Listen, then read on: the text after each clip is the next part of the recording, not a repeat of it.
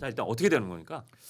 글쎄 뭐 저는 뭐 원내라서 모릅니다만. 아 그래도 예, 뭐 듣는 뭐 돌아다니는 이야기를 들어보면 한심하죠. 한심하고 또 내일 또 한다는 거 아닙니까? 예. 근데 결국 이렇게 그 공회전 하면서 그냥 헛바퀴 돌면서 시간 끌고 지지고 볶고 하다 보면요. 결국 16일 월요일 날 원내대표 선출을 하게 돼 있습니다. 예. 그러면 원내대표 선출되는 분이 16일 날에 새로 등장할 것이고 예.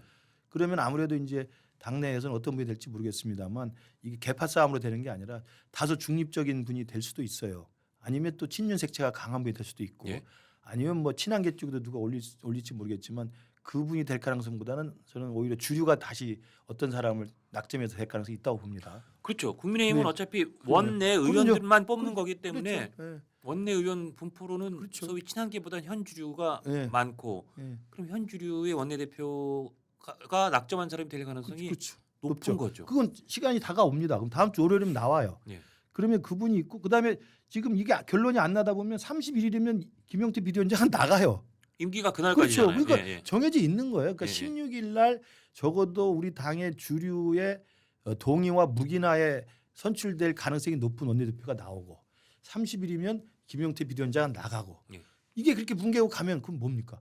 그러면 개혁이다 아니면 이 당의 쇄신 같은 것은 그냥 뭉개고 간다는 거거든요. 예. 그리고 그 신임 원대가 또 비대위원장을 밖에서 모셔오고 그리고 또 비대위 뭐 몇 개월 하면서 시간 끌고 저는 이렇게 가면 우리 당원들이 저는 용서하지 않을 거라고 봅니다. 근데 정말 어제 그 의원총회에서 그래도 전당대회는 뭐 9월쯤 해야 하자는 쪽의 의견도 많이 나왔다고 그렇죠. 하던데요. 그러니까 전당대회는 일찍 하자는 게 다수로 정리가 된 것 그렇죠. 같아요. 예. 그나마 그건 다행인데 예. 거기서도 전 정말 이게 뭐 소뚜껑 자라보고 놀란 가지고 소뚜껑 못 놀란다고 지난 대통령 후보 경선 때도 보니까요. 경선 룰에 장난질이 들어갑니다. 아. 당연히 들어가요. 대표적인 하나가 이번 대통령 후보 경선 때는 3개월 내 그 당비를 낸 사람만 우리가 책임당원으로 투표권을 줬는데 그때는 어떻게 했냐면요. 이걸 교묘하게 살짝 바꿔서 1년에 한 번만 낸 사람이면 줬어요. 이건 굉장히 많은 차이가 나거든요. 그리고 맞아. 그리고 뭐 결선 투표를 도입했고. 결선 투표 도입한 거. 그러니까 그렇죠. 이건 이 기술이거든요. 아. 이 기술이 들어가는데 기술이 엄청난 파장을 가져오는 겁니다. 아. 그런 잔머리가 굉장히 강해요. 우리 예. 당의 주류에 계신 분들은. 예. 저는 그래서 신임 원대가 선출되고 그 원대가 이 김용태 비대위원장 그 개혁 드라이브를 들고 있고 저는 방향을 잘 잡았다고 저는 생각해서 저는 김용태 비대위원장이 저는 9월달 8월달에든 전당대까지 계속 맡기를 바라는 사람인데 예. 당에서도 그런 말을 하시는 분이 적잖이 있다고 보는데 그렇지 않고 뭉개고 쫓아내고 또 신임 원대가 비대위원장 데려와서 선관위 구성해서 선관위에서 그런 전당대를 한다 하더라도 전당대 룰 메이킹 할 때 장난을 치면요. 저는 또 변화 쇄신 물 건너 간다고 생각합니다. 물론 그 와중에도 저는 우리 혁신파들이 싸워서 이길 수 있다고 자신합니다. 예. 당원들이 화가 지금 잔뜩 나 있기 때문에 예. 전당대회만 열리면 이거 확 뒤집어 엎어야 된다. 친윤 완장찬 사람들, 친윤 앞잡이한 사람들, 대통령 관제에 몰려가서 정광훈이랑 같이 집회한 사람들 다 쫓아내자는 분위기가 강해요. 예. 제가 현장 바닥에서 들여다보면. 그래서 전당대회도 이길 수는 있지만 예. 또 무슨 장난질 칠지 모른다는 거죠. 야. 그 장난질 치면 또 싸울 수밖에 없어요. 그러면 우리 당이 계속 그 지지도가 떨어질 수밖에 없습니다. 저는 이번에 이 김문수 후보가 대참패를 했을 때 갤럽에서 여론조사에 했을 때 김문수를 안 뽑은 이유가 딱 1, 2위가 그거잖아요. 1등 계엄을 했기 때문에 뽑아줄 수 없다. 2번 국민의힘 당을 믿을 수 없다. 이거거든요. 이 두 가지의 김문수 후보를 뽑지 않았던 이유를 우리가 스스로 청산해내지 못하면 내년 지방선거고 뭐고 다시 우리가 표를 달라고 희망을 달라고 할 수가 없죠. 자 그럼 하나씩만 간단 여쭤볼게요. 자 그러니까 김용태 비대위원장은 6월 말 임기 때 그만둘 거 가능성이 높아진 건가요?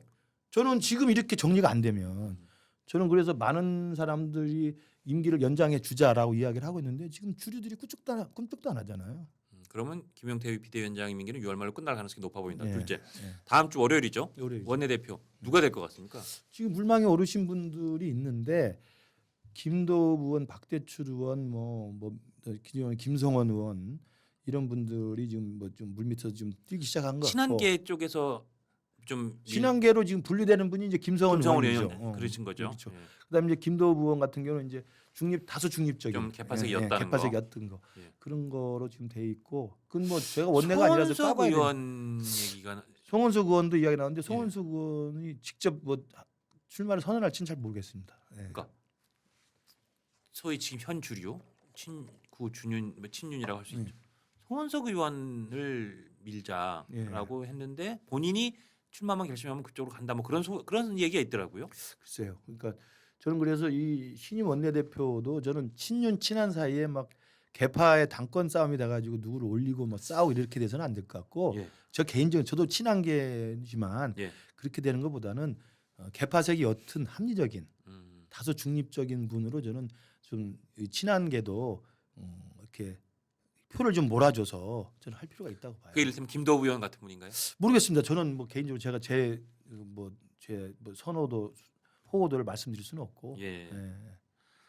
자 그리고 저기 교수님께서 친윤계 인사들에 대해서 머리 없는 괴물이다 이런 비판 이것도 한번 여쭤보겠습니다. 이게 머리 없는 괴물 이 뜻은 어떤 건지 좀 해설 예. 저자 직감을 좀 듣겠습니다. 헤드리스 몬스터라는 게 이게 일본 정치학에 나오는 개념입니다. 예, 예. 그러니까 일본이 2차 대전 일으킨 전범 국가였는데 독일하고 다르잖아요. 똑같은 전범 국가였지만 독일은 과거 청산을 확실하게 했습니다. 그렇죠. 일본은 지금까지도 과거 청산 안 해서 지금 우리 한일 관계에 지금 복병으로 남아 있지 않습니까? 계속 그게 조금씩 멍해가 되고 그렇죠. 있죠. 그 예. 과거 청산을 못하는 가장 큰 걸 이제 많은 서양의 정치학자들이 헤드리스 몬스터 현상이라고 헤드리스 얘기하는 거예요. 몬스터, 예. 그러니까 전쟁을 벌였는데 그리고 수많은 사람을 죽이고 학살을 했는데 책임지는 놈이 하나도 없는 거예요. 예. 이게 다 우리가 그냥 한 거다. 우리 다 그냥 반성합시다. 왜냐하면 천황은 나가 원한 게 아니라 밑에 인민들이 원했다. 그 국민들은 천황이 지시했다. 그다음에 거기 무슨 총리 대신부터 해서 육군 대신, 해군 대신 다 천황이 지시했다는 거예요. 그러니까 아무도 책임지지 않고 과거사가 청산이 안 되는 겁니다. 우리 모두의 책임입니다는 얘기는 아무도 책임지지 안 않는 된다는 거예요. 얘기라는 거죠. 제가 그래서 우리 당이 사실 친윤 그러면 친윤의 우두머리 지금 떠오르는 사람 있습니까? 권성동, 권영세 이 두 분 말고. 근데 그분도 사실 친윤도 그분들도 아니에요. 사실은 아니에요. 정통 친윤도 지금 아니에요. 아니에요. 그러니까 예, 예. 이런 게 지금 우리 당의 가장 고질적인 병폐입니다. 헤드리스 몬스터가 아메바처럼 계속 움직이고 다니는 거예요. 아, 제가 몇 명을 사실 꼽을 수는 있지만 예. 그럼 뭐 꼽아서 뭐 하겠습니까? 그러니까 저는 이 헤드리스 몬스터의 가장 큰 특징은 우두머리가 선명하게 보이지 않는다. 예. 그러나 그분들의 분위기가 지배하는 당의 압도적인 그 주류가 있다는 거고 두 번째는 책임지지 않기 때문에 과거와 절연을 못해요. 예. 책임지지 않기 때문에 과거사 청산이 안 돼요. 저는 그런 현상들이 제일 큰 저는 그 병폐가 의총입니다. 의총은 예. 비공개로 하잖아요. 익명성이 보장되니까 비공개 의총에서 익명성의 뒤에 숨어서 중진들이 분위기 잡고 초선 재선들이 깃발 하나 들어서 완장차서 이야기하고 저는 지난번에 뭐 나경원 연판장 돌릴 때도 마찬가지고 한덕수 단일화하고 연판장 돌린 사람들이 다 그런 식입니다. 익명성 뒤에 숨어가지고 분위기 잡고 거기에 추종해서 따라가고 당론으로 짝짝짝. 그러니까 아무도 책임지지 않는 거죠. 예. 지금 김용태 비대위원장이 탄핵 반대 당론을 처리하자고 하는 건 뭐냐면요. 정말 우리 스스로 잘못했습니다를 공식화하자는 거예요. 예. 그렇잖아요. 아마 그때 탄핵 반대할 수도 있어요. 그러나 탄핵이 올바랐다고 국민들 대다수가 지금 평가하고 있고 우리 예. 당이 거기서부터 벗어나려면 그때 우리가 의총에서 결의한 탄핵 반대 당론은 잘못했습니다라고 공개적으로 무릎 꿇고 사과하는 겁니다. 예, 예. 근데 그것도 지금 안 하겠다는 거잖아요. 그렇죠. 안 그것도 한다는 거죠. 보이지 않는 익명성 뒤에 숨어서 그래요. 그럼 자기 이름 까고 정확히 얘기하던가. 음. 저는 의총제도 저는 정말 나쁜 거라고 생각해요. 그러면서 제가 배지 달고 들어가야 되는데 그러니까. 이게 의총이라는 게 전부 익명이고 비공개고 그러나 거기서 당론이 결정돼 버리거든요. 예. 그렇지만 아무도 책임 안 지는 거야. 그럴 바에 저는 자기 이름 걸고 밖에 나와서 장원유 씨가 나와서 당당히 입장을 내고 많이 나와주십시오. 예. 국민들한테 회초를 맞든가. 그리고 사실 지금 정말 의석이 저는 헤드리스 몬스터 그런 현상이에요. 쪼그라들다 보니까 의총이라는 게 지역적인 이 편파, 그럼요. 지역적인 그 왜곡이 너무 심해졌잖아요. 지난번에 심야에 후보 교체 그 쿠데타도 밤 10시 의총을 했잖아요. 한 예. 60명 모인 겁니다. 60몇 명이더라고요. 모여서 예. 으쌰으쌰해서 그냥 결론 내버리는 거예요. 누가 책임집니까? 그걸 지금 당부감사하니까 그것도 안 한다는 거잖아요. 예. 그런 의총을 뭐 하랍니까? 정말 참 이- 흥분하지 이- 않을 수가 없는. 제가 이 와중에 땡땡땡 국민의힘 내부 분열이라고 제목을 붙여달라고 했는데, 그러니까 사실 많은 국민들이 이 와중에 그게 무슨 짓이냐고. 그러니까. 그래. 자 이제 마지막 질문입니다. 자 전당대 결국 이 질문은 여러 가지가 함축돼 있어요. 김문수 후보가 결국 진짜 돌아와서 당권에 출마할 것이냐, 한동훈 전 대표는 이번에 다시 또 당권에 도전하느냐, 한 텀 쉬어갈 것이냐, 여러 가지를 다 뭉뚱그린 질문입니다. 9월 전당대, 그러니까 9월이든 어쨌든 전당대회가 정말 가을에 현실화하면 예. 최종 매치업이 물론 다른 여러 분 출마하겠지만 김문수 대 한동훈 대 김문수 이 리턴 매치가 성사될까요? 그건 잘 모르겠습니다. 예. 일단 전당대회는 열릴 것 같고요. 예. 열리는데 저는 한동훈 전 대표 같은 경우는 이제 뭐 이러저러한 뭐 고민을 하겠지만 예. 저는 전당대회에서 그게 뭐 총선 생각하고 지방선거 생각하고 뭐 개파 생각하고 이런 잔머리보다는 혁신이냐 구태냐라고 하는 저는 단호한 싸움을 저는 하는 게 맞다고 보고요. 그러면 혁신을 주장하고 혁신의 편에 선 사람들은 저는 좌고우면하지 말고 다 나와서 당원들에게 심판을 받고 평가를 받아서 당을 변화해달라는 당원의 그 의지가 확인이 되면 예.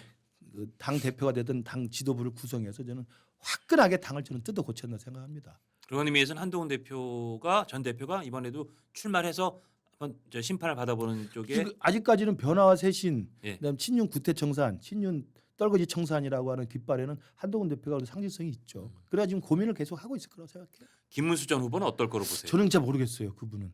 왜냐하면 일단 단일화한다고 그랬고 단일화 안 했던 경력도 있고 네. 그래서 이분이 또 뭐 당대표 절대 안 한다고 했는데 또 어떻게 될지 모르겠고 또 김문수 후보 그 개인은 제가 볼 때 인성이 참 훌륭한 분입니다만 예. 주위에 있는 분들 제가 또 믿기도 어렵고 잘 모르겠습니다. 실체가 없어요. 거기도 사실은. 뭐 저도 조금 김문수 후보 옛날 경기도지사 하실 때 또 몇 번 뵈서 저 그분 성품이나 그분을 조금 안다고 생각했는데 정말 말씀하신 알 수가 없어요. 저도 그 경선 과정 보면서 후보 혹시 경선에서 1등이 되면 네. 바로 한덕수 후보하고 그렇죠. 단일화 하신다는 뜻이겠구나. 그걸로 당선 여기 그러니까. 당 후보 된 거 아닙니까? 근데 그 다음에 너무 정말 뭐 제 느낌으로 천연덕스럽게 그렇죠. 너무 무슨 말씀 하시냐는 표정. 근데 그분이 근데 그렇게 연기하시는 분도 아니고 그러니까 진심인 것 같은데 진심으로 어떻게 그걸 지금 해요? 할 수 없죠라는데 정말 전 김문수라는 그분이 무슨 두 얼굴이라는 뜻이 아니라 정말 10길 물속 알아도 한 길 사람 속 모른다고 김문수란 그 한 인간의 그 내면이 과연 뭔지를 물론 전 개인적으로 잘 알지는 못했지만 그 조금 안다고 생각했는데 사람을 정말 모르는구나라는 생각이 저도 너무 강하게 그렇죠. 들었던 기억이 납니다. 그래서 김문수 후보 개인이 이제 어떤 판단할지는 지켜보지만 이제 제가 이제 우려하는 건 그 김문수 후보를 당 대표로 세워야 된다는 주장을 하는 사람들은 철저히 태극기 세력들이 강합니다. 네. 그리고 이제 부정선거 확신 세력들, 예. 뭐 이런 윤버지 세력들이죠. 예. 이런 사람들이 김문수를 당 대표로 한다는 주장을 세게 하고 있기 때문에 또 극우 유튜버들 저는 그런 면에서 굉장히 우려스럽죠. 당이 그러면 결국 구태와 혁신의 싸움이 될 건데 저는 뭐 싸울 필요가 있으면 저는 당당하게 싸울 필요가 아니 있다고 근데 이건 생각해요. 너무 디테일한 질문이지만 시간 마지막 질문으로 사실 김문수 후보가 경선을 통과한 다음에 한덕수 후보하고 단일화 한다고 했을 때 사실 한덕수 후보한테 소위 친윤의 마음은 다 가 있었다는 그렇죠. 거였잖아요. 근데 그거를 깬 거가 김문수 후보였고 결국 그래서 예. 대통령 선거까지 나와서 결국 패배했는데 그러면 사실은 친윤들이 보기에도 김문수 후보는 뭔가 이 큰 굿업, 이 중요한 빌드업을 중간에 깨트린 사람이라 좀 미움받고 있는 거 아니에요? 그렇죠. 그러니까 그 김문수 후보가 만약에 그런 극우 태극기 세력의 어떤 옹의에 의해서 출마를 결심하면 당내 역학구도 굉장히 복잡해집니다. 사실 그게 친윤이 세운 후보도 아니거든요. 그러니까 그래서 어. 그걸 여쭤보는 거예요. 그러니까 친윤은 지금 어떤 그림을 그릴지 굉장히 복잡할 거예요. 그러니까 친윤 기득권 주류들은 네. 전당대회 하긴 해야 될 텐데 네. 어떤 식으로 이 소나기를 피해갈까 지금 자기들 그림이 잘 안 그려집니다. 그러면 김문수 후보가 만약에 아니고 한동훈 후보는 더더군다나 아니니까. 그렇죠. 그럼 소위 친윤 주류 그분들은 뭐 누구를 떠올리겠을까요? 당권 그러니까 주자로. 골치가 아플 거예요. 그냥 골치가 아픈 거예요. 왜냐하면 민심과 당심에 역행하면 항상 골치 아프게 사는 거예요. 당당하게 사시기 바랍니다. 알겠습니다. 당당하게 사시기 바랍니다가